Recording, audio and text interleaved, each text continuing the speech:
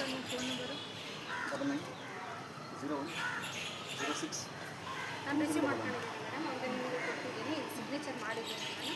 Seal ಏನಾದರೂ ಬರ್ತಾ? ಇಲ್ಲ ಸೀಲ್ ಏನು ಮೇಡಮ್, ಇಷ್ಟೇ BLO ಸಹಿ ಅಂತ ಇದೆ. ಅದು ಏನು ಗೊತ್ತಾ, ಏನಾದರೂ ವೆರಿಫಿಕೇಷನ್ ಇದ್ದರೆ ನಿಮಗೆ ಕಾಲ್ ಮಾಡ್ತಾರೆ. ನಂಬರ್ ಇರುತ್ತಲ್ವ, ವೆರಿಫಿಕೇಷನ್ಗೆ ಕಾಲ್ ಮಾಡ್ತಾರೆ. ಈ ನಂಬರ್ ಕಾಲ್ ಮಾಡ್ತಾರೆ. ಇದು ಆಲ್ಮೋಸ್ಟು ಇದು ಕಾರ್ಡು ಸರಿ ಇಲ್ಲ ಅಂತ ಹೇಳ್ತಿದ್ದಾರೆ. ಈ ಥರ ಎಲ್ಲ ಕಾಟು ಚಿತ್ತಾಗಿ ಇನ್ಫಾರ್ಮು ಒಂದು ಕೊಡ್ತೀವಿ ಅಂತ. ಬಟ್ ಕೊಟ್ಟರೆ ನಾವು ನಿಮಗೆ ಕಾಲ್ ಮಾಡ್ತೀವಿ. ಮತ್ತೆ ಆದರೆ ನಾವು ಆನ್ಲೈನಲ್ಲಿ ಮಾಡಿರ್ಬೋದಲ್ಲ? ಮಾಡಿರಿ ಮೇಡಮ್, ಅದೇ ನಾನು ಅದನ್ನೇ ಹೇಳ್ತಾ ಇರೋದು. ಆನ್ಲೈನ್ ಮಾಡಿದರೆ ತುಂಬ ಪ್ರಾಬ್ಲಮೇ ಇರೋದಿಲ್ಲ ಆಯಿತಾ.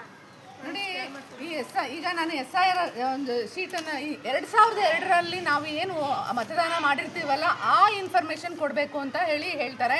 2002ರಲ್ಲಿ ನಾವು ಮದುವೆ ಆಗಿಲ್ಲ ಅಂದರೆ ಅವತ್ತು ನಮ್ಮ ತಂದೆ ನೇಮ್ ಇರುತ್ತೆ, ಅದನ್ನೇ ಫಿಲ್ ಮಾಡಬೇಕಾಗುತ್ತೆ. ಅದು ಇಲ್ಲಿ ನಮಗೆ ಕನ್ಫ್ಯೂಸ್ ಆಗಿ ಇಲ್ಲಿ ನೋಡಿ, ಇಲ್ಲಿ ನಾವು ವೈಟ್ನರ್ ಹಾಕಿದ್ವಿ.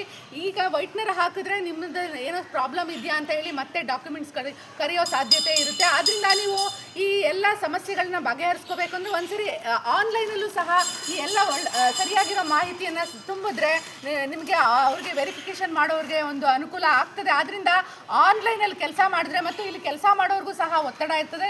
ನೋಡ್ತಾ ಇದ್ದೀರಾ, ಅವ್ರಿಗೊಂದು ಹೆಲ್ಪ್ ಡೆಸ್ಕ್ ಅಂತ ಇಲ್ಲ. ಅವರು ಪ್ರತಿಯೊಂದು ಮನೆಗೆ ಹೋಗಿ ಫಿಲ್ ಮಾಡಿ ಅಂತ ಹೇಳ್ತಾರೆ. ಆದರೆ ನಮ್ಮ ಜನರು ಮನೆಗೆ ಹೋದಾಗ ಈಗ ಎಲ್ಲರೂ ವರ್ಕಿಂಗ್ ಹೋಗಿರ್ತಾರೆ. ಇವರು ರಸ್ತೆ ಬದಿಯಲ್ಲಿ ಕೂತ್ಕೊಂಡು ಹಿಂಗೆ ಕೆಲಸ ಮಾಡಬೇಕಂತ ಪರಿಸ್ಥಿತಿ ಬಂದಿದೆ. ದಯವಿಟ್ಟು ಇವರನ್ನು ಸೌಹಾರ್ದವಾಗಿ ನಾವು ಸಹ ನಾಗರಿಕರು ಮನೆಯಲ್ಲಿ ಕರೆದು ಅವ್ರಿಗೆ ಒಂದು ಪ್ಲೇಸ್ ಕೊಟ್ಟು ಕೆಲಸ ಮಾಡೋಕ್ಕೆ ಅವಕಾಶ ಮಾಡಿಕೊಡ್ಬೇಕು ಸುತ್ತಮುತ್ತ ಇರೋ ಜನ. ಆದರೆ ಬೆಳಗ್ಗೆಯಿಂದ ನಾನು ಇವ್ರನ್ನ ನೋಡ್ತಾ ಇದ್ದೀನಿ, ಇವರು ರಸ್ತೆಯಲ್ಲೇ ನಿಂತ್ಕೊಂಡು ಒದ್ದಾಡ್ತಾ ಇದ್ದಾರೆ. ಈ ಸಾಕಷ್ಟು ಪ್ರಾಕ್ಟಿಕಲ್ ಆಗಿ ನೋಡಿದಾಗ SIR ಮಾಡೋಕ್ಕೆ ಸಾಕಷ್ಟು ಸಮಸ್ಯೆ ಇದೆ. ರಾಜಕಾರಣಿಗಳಾಗಲಿ ಅಥವಾ ಉನ್ನತ ಅಧಿಕಾರಿಗಳು ಹೇಳಿದಷ್ಟು ಈಸಿಯಾಗಿಲ್ಲ. ಇನ್ನಷ್ಟು ಸಮಸ್ಯೆಗಳಿವೆ. ವಯಸ್ಸಾದವ್ರಿಗೆ ಅವ್ರಿಗೆ ತಂದೆ ತಾಯಿ ಇರಲ್ಲ, ಮಕ್ಕಳಿರಲ್ಲ, ಗಂಡ ಇರಲ್ಲ, ಮಹಿಳೆ ವಿದ್ಯಾವಂತಳಾಗಿರಲ್ಲ, ಅವ್ರಿಗೆ ಯಾರು ಫಿಲ್ ಮಾಡೋದು ಅನ್ನೋ ಪ್ರಶ್ನೆ. ಈಗ ನಾನು ಇಲ್ಲಿ ಓಡಾಡಬೇಕಾದ್ರೆ ನನಗೆ ಫಿಲ್ ಮಾಡಿಕೊಡಿ ಅಂತ ಹೇಳ್ತಾ ಇದ್ರು. ಈ ಎಲ್ಲ ಪ್ರಾಕ್ಟಿಕಲ್ ಸಮಸ್ಯೆಯನ್ನು ನೀವು